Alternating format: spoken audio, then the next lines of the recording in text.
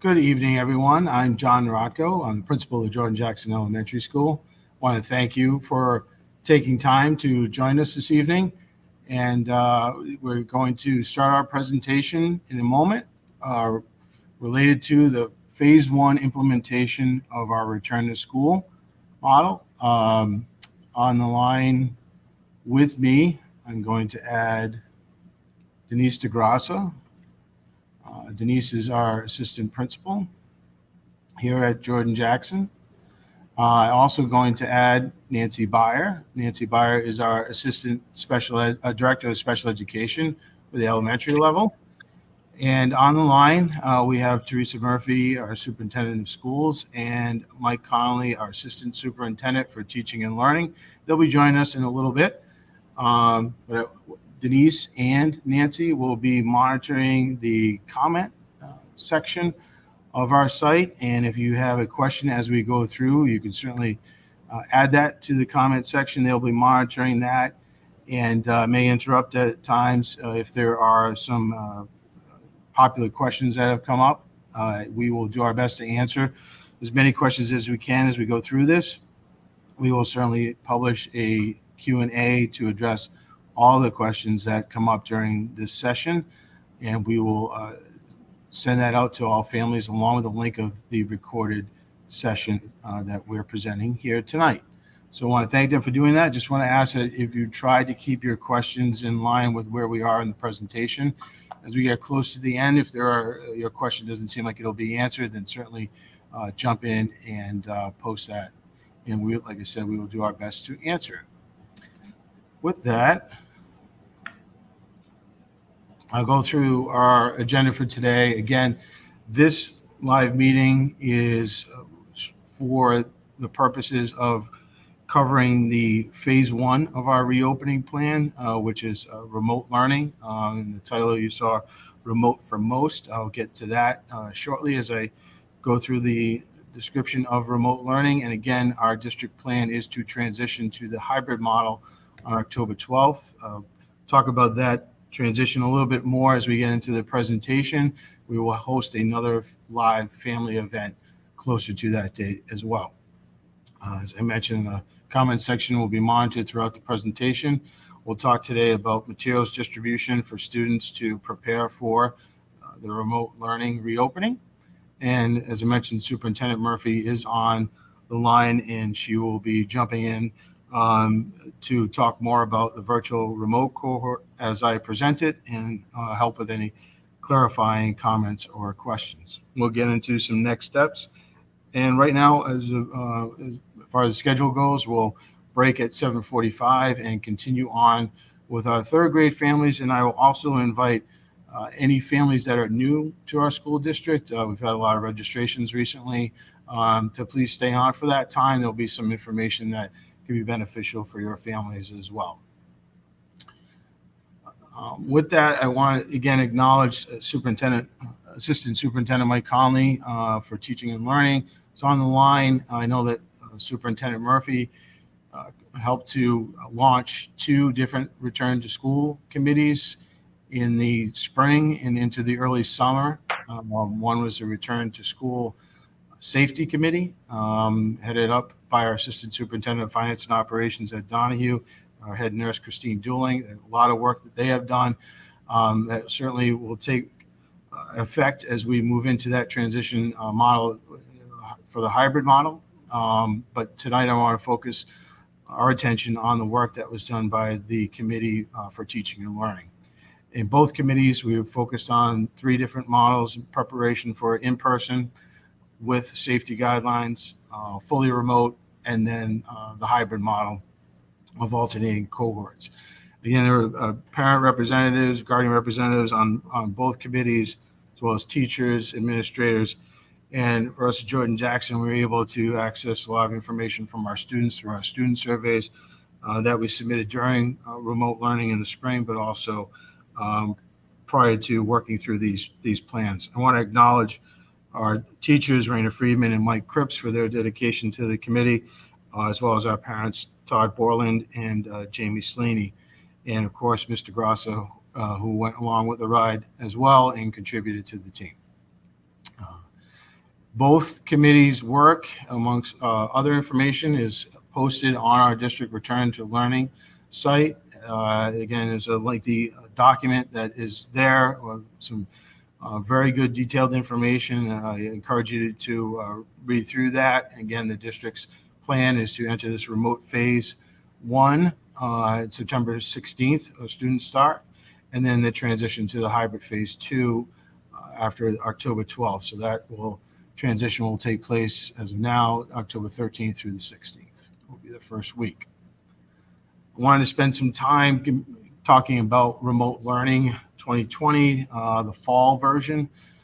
Last spring, I know we tend to, again, leave our past behind us, as they say, move forward, but just wanted to revisit last spring very briefly.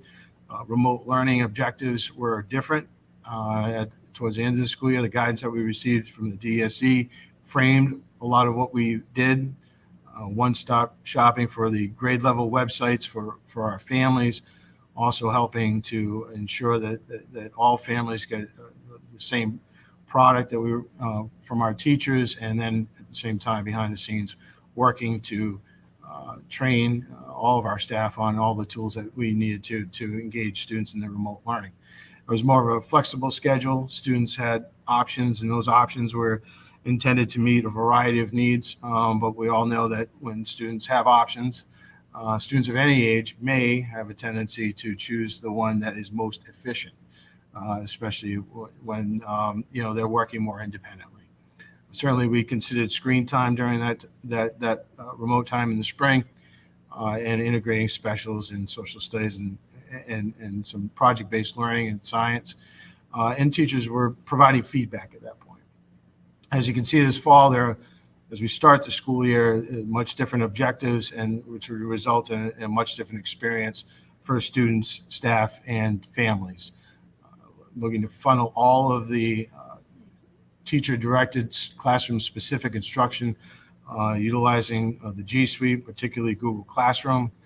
That'll be very teacher-directed schedule, comparable to an in-person schedule. Again, the committee, Jordan Jackson, and then the committee across the district for returning and learning really focused a lot on trying to replicate the experience as best we can, and come up with a lot of considerations for students in terms of their day. The curriculum will be certainly school-based curriculum, explicit instruction. I'll go through a model schedule in a moment so you see where teacher interaction and student work will be completed throughout the day.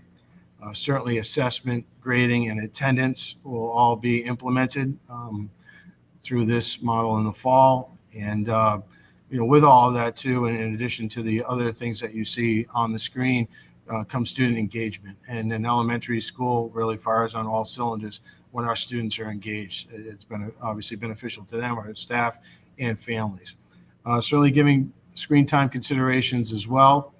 And replicating that experience of a typical day, students would have their direct specials, again, art, music, PE, and health for us at the Jordan Jackson.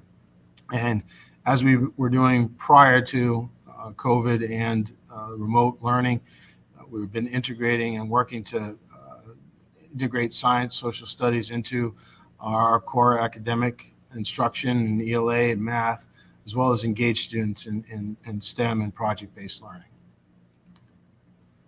I mentioned the sample student schedule. I just wanted to draw your attention to the left-hand side of the screen, just a couple of notes about the schedule. Again, developed through all those meetings that ran through June and the summer, get us to this point where this plan has moved forward to our district leadership and our teacher leadership as well to continue to work through. But this schedule allows for asynchronous and synchronous opportunities. Students would start their day typically at 8:30 to 2:30. We looked at a lot of information from both families, staff, and students. Families and staff were really looking at that later start time for students. Some of our students did, but about 40% of our students wanted the day to be closer to a normal day. So we felt like the 8:30 timeframe would accomplish a lot of different goals. Typically, when our students come in on an in-person day, they're transitioning into the building from 8:05. to 8:30, attendance and lunch count, those types of things. So that time in a remote setting could be utilized for our staff to be collaborating, preparing for the day, maybe even making some connections as well to families and students during that time. Students would start, as they typically would in a classroom with a morning meeting, an opportunity for the teacher to meet students in class and set expectations and go through the agenda of the day. Any of those activities that you would typically see happen in an elementary classroom. Again, we have the schedule listed such that a teacher would then work into the ELA instruction, both whole group and small group.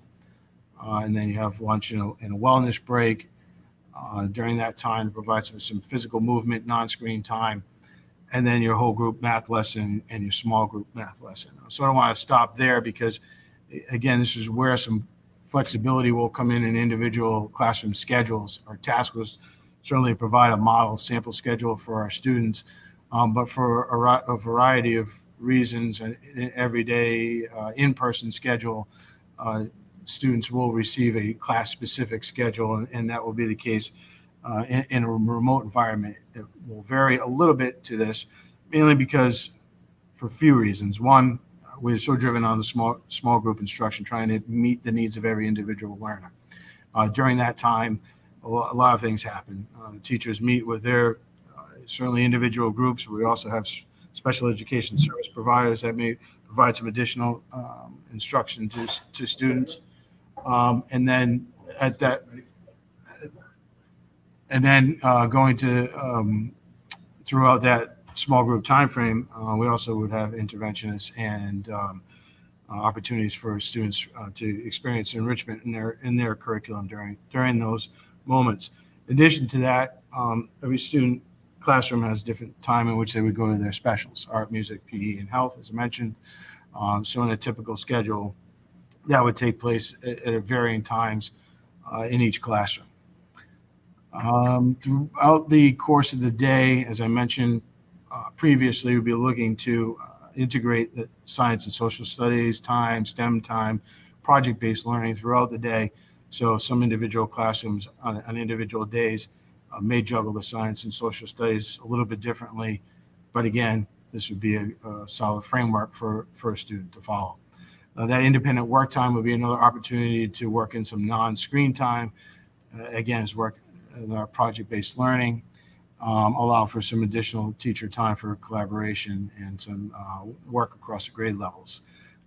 Students would meet again for a whole class wrap-up, approximately 15 minutes, wrapping up the day at 2:30.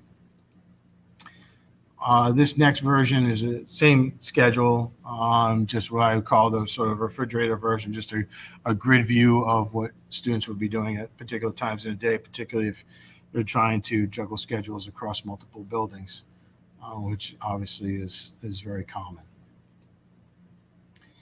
And some highlights about differences in remote learning in 2020, more direct connections, both synchronously and asynchronously with the classroom teacher. The teacher directed classroom through Google Classroom. Obviously, if a student is receiving English language support, English language teacher being part of that. Special education, as I mentioned, 504 plan accommodations. And again, the highlight of small group instruction really being a focal point of what not only drives the schedule, but also what drives our targeted curriculum and instruction. I mentioned in the beginning of the meeting, remote for most, just wanted to be able to follow the lead of our district leadership too. I feel as though that the school committee meetings has been very articulated in a very clear way, and I just want to replicate that. The DSE, as obviously the state has highlighted, students of high needs meeting specific criteria identified through special education, economically disadvantaged students, some of our English language learners, as well as other at-risk criteria are being implemented across the district to clearly identify the cohort of students that will be coming to school daily, again, regardless of whether or not we are in remote or hybrid setting. And as I mentioned earlier on in the agenda, we obviously know again for the remote portion of our phase one, I should say, we will be scheduling materials pickup for students, and that will be specific times and grades will be forthcoming, but you can plan for the days between 9/11 and 9/15 for those pickups here at Jordan Jackson. And so I'm going to make it a little bit of a transition and also pause for Denise. I don't know if there's any questions as I bring Superintendent Murphy onto our call and transition into the virtual remote cohort. Sure. There have been just a few questions that have been common, and that was in regard to the schedule and when students would know what their children's schedule would look like. And I just commented back that would be communicated from their specific teacher as they're establishing their schedule based on all the factors that you mentioned. So the classroom teacher would establish it, but it would certainly follow the time frame, like you mentioned, the model schedule, and be communicated with their students in that way. Thank you, Mrs. DeGrasse, to mention that too. Similar to a normal year where prior to the start of school, teachers would be sending out their specific schedules. That would take place here as well. Thank you. All right. So I'll transition into virtual remote cohort. Again, I've answered some questions for families that have emailed, and I really think that Superintendent Murphy did an excellent job on the last school committee meeting. There's a link on our website, on the school district website for that. About an hour and 28 minutes into it. She does a really good job delineating the virtual remote cohort from the word remote, which is used multiple times through our plans. So again, as this slide indicates, this models for families who have decided that they do not wish to participate with the district decided to have in-person learning to any degree. So these students will certainly remain enrolled in Mansfield Public Schools. I look at it as almost a fifth school, additional school within our district, or sixth school, I should say. And the district is working to the extent possible to have Mansfield teachers instruct these students, but may have to augment that instruction by using one or more of the state virtual learning vendors. And again, available Mansfield staff will design and teach the remote program. They'll be utilizing our curriculum materials, and then we will be working with them to ensure that pacing is aligned to our other cohorts. The data has been received from families that are interested in this virtual remote cohort. I've decided that they would like that for their families, and the same has been done for teachers. So we are gathering those pieces of information and working to match that up. Elementary and middle schools will have MPS teachers, and that's the high school level. Some of the courses will be taught by MPS, but just in the nature of the courses and the staffing, some courses may be used through Edgenuity and Techer, which are those third-party vendors. And then because obviously this is all worked through to establish the staffing and matching the student component, we ask that families be mindful of the fact that we are staffing based on students' commitment to this virtual cohort, and just to consider that as you've signed up. Superintendent Murphy, I just wanted to give you an opportunity to jump in if there's anything that you wanted to add or clarify. Oops, let me see. Sorry, you are muted, so let me unmute you. Sorry, go ahead. Sorry about that. Nope. Yes, I saw a comment or a question that was asked, and would the schedule for the JJ virtual remote be identical to the JJ hours of 8:30 to 2:30 for the school? And they would be the same. The other point I wanted to make is that, that comment of, and I'm using that term, we're asking families to be mindful of the fact that we're staffing. We are going to be using, right now, based on numbers, 2 teachers per 3rd grade, per 4th grade, and per 5th grade. So there will be 2 classes for each of the JJ grades. that will be in the virtual remote cohort. So we're basing that on the numbers of families who have enrolled their students as of today. And certainly, as a public school, families would have the option to come back into the hybrid model. However, I need parents to know that we're staffing based on their desire to have their children taught in a virtual remote cohort, meaning that if they leave the virtual remote, that every student who's leaving the virtual remote is moving back into an established class in the school. And that's certainly okay, but remember that class sizes will increase as students leave the virtual remote cohort. So we're really looking at the idea that that virtual remote cohort is really for families who have made a decision due to the health needs of their child or a family decision that they do not want in-person learning. So I think it's really very important to note that staffing and placements are based on the number of children who have removed themselves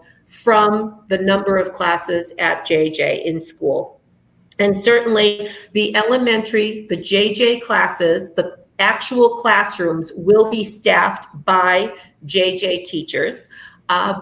Specials may look different because certainly we have one group of specials teachers at JJ, and our specials are not only because we believe in teaching the whole child and that all children need the visual and the performing arts, as well as for some health classes and music classes, but they also, and physical education, but they also serve a purpose of those specials provide the plan and preparation periods for our classroom teachers. So, schedules are based on that. So for the virtual remote cohort, specials will look different than they would be in the regular schoolhouse. And again, we have, there's a number of third-party state options that could supplement some of the courses. TECA, Edgenuity, Edmentum, these are some programs, and I know we have some families who may be on this call who have older children who are also doing the virtual remote cohort and may be involved with some of those programs. We have students involved in those already, actually for quite a few years, whether it be for some individual specific courses. It could be for course credit recovery. It could be because some families have chosen, for example, that Tech Academy over the years for online learning.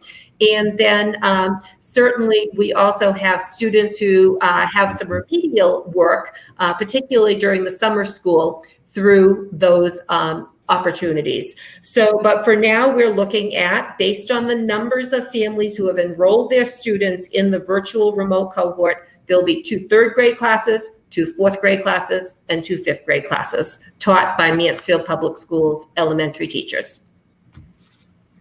Thank you. You're welcome. Okay. Other questions that I look through as far as students missing a Google Meet or a live lesson, there will be opportunities again for certainly things to be available for students in an asynchronous manner. So those things will be worked out obviously as we get through our instruction with our teachers. And then I saw a couple of comments about lunches potentially being at the same time. So that'd be something that we could take a look at and see how we could best align that as well. All right. Continuing on, as far as next steps, again, saw some other comments and questions about the hybrid model. That live presentations will be similar to this. That will be October 6th at 7 p.m. And again, that hybrid transition will take place the week of October 13th through the 16th for our students. And curriculum night will follow that on October 7th, and we're working through the format of that now. But that'll be something that will be able to provide more information around the curriculum and instruction as it pertains to making that transition from the remote to the hybrid model specifically. Okay.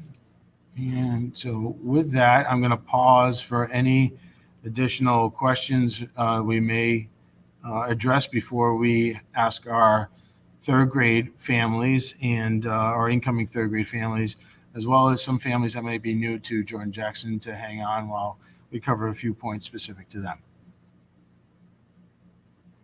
Denise, or let me add Nancy Byer back. Anything, Nancy, too, that you would want to clarify for special ed, or any questions that you?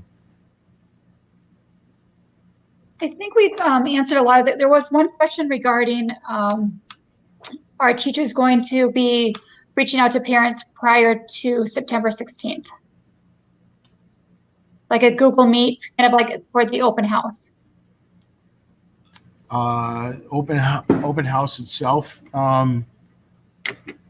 as it typically is not something that will be transpiring this year, and I'm sure teachers will have ways in which they're going to engage their classrooms similar to they would at the start of the year. Great, thank you. For other years. Thanks, Nancy.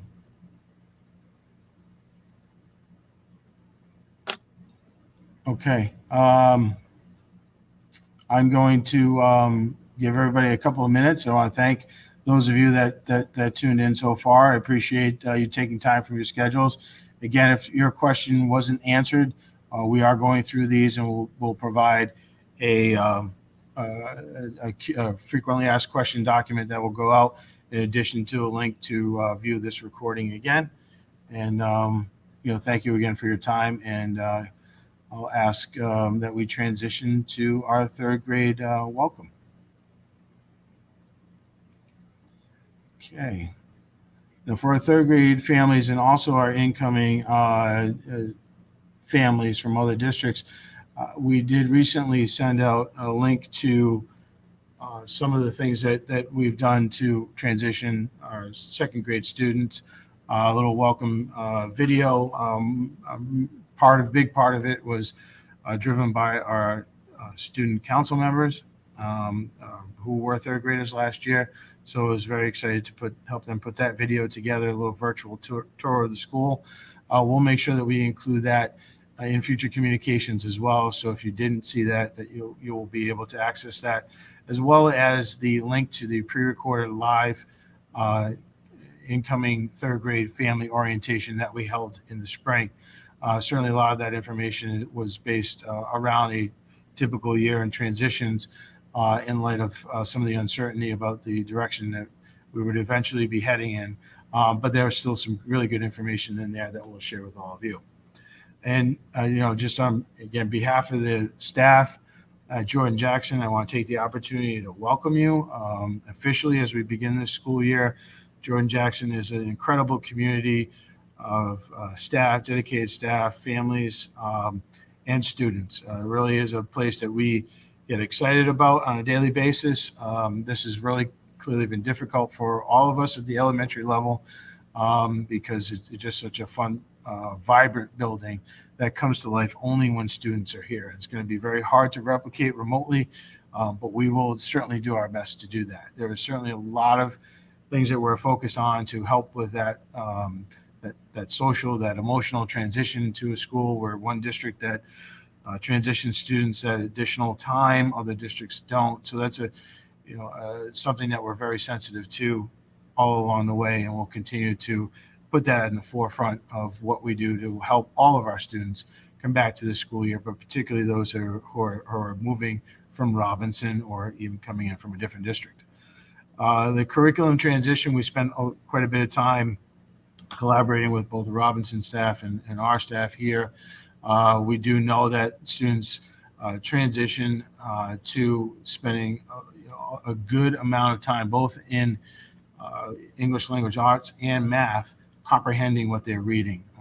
Robinson does an amazing job at getting students to that point or ready to that point, and it's our job to take it from there and continue to deepen their understanding of what they're reading, not only in text, in their writing, but also in their problem solving.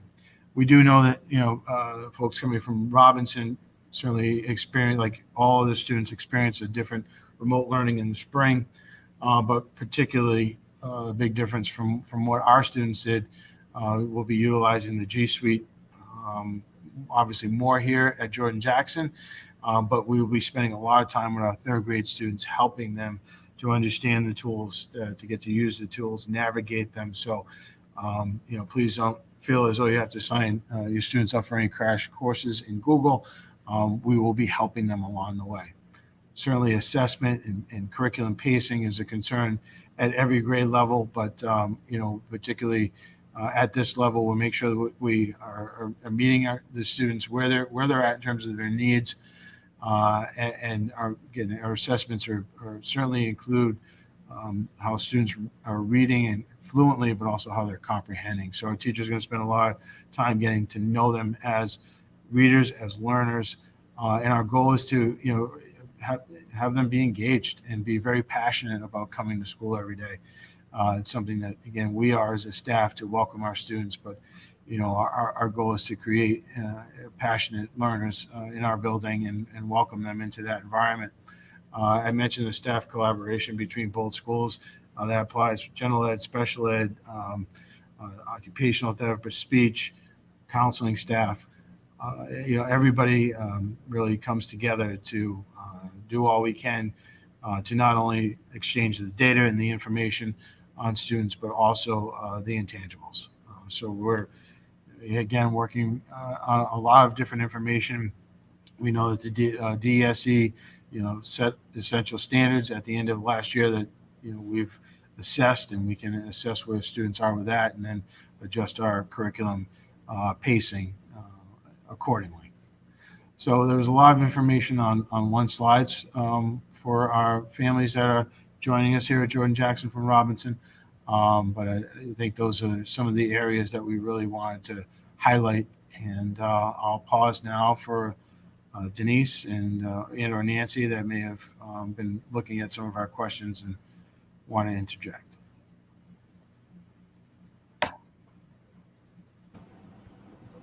A question that we got a few times was in regards to our curriculum night and having the opportunity for parents to connect with teachers. The curriculum night would be on October 7th, and the format would be a recorded presentation that parents would receive and be able to view.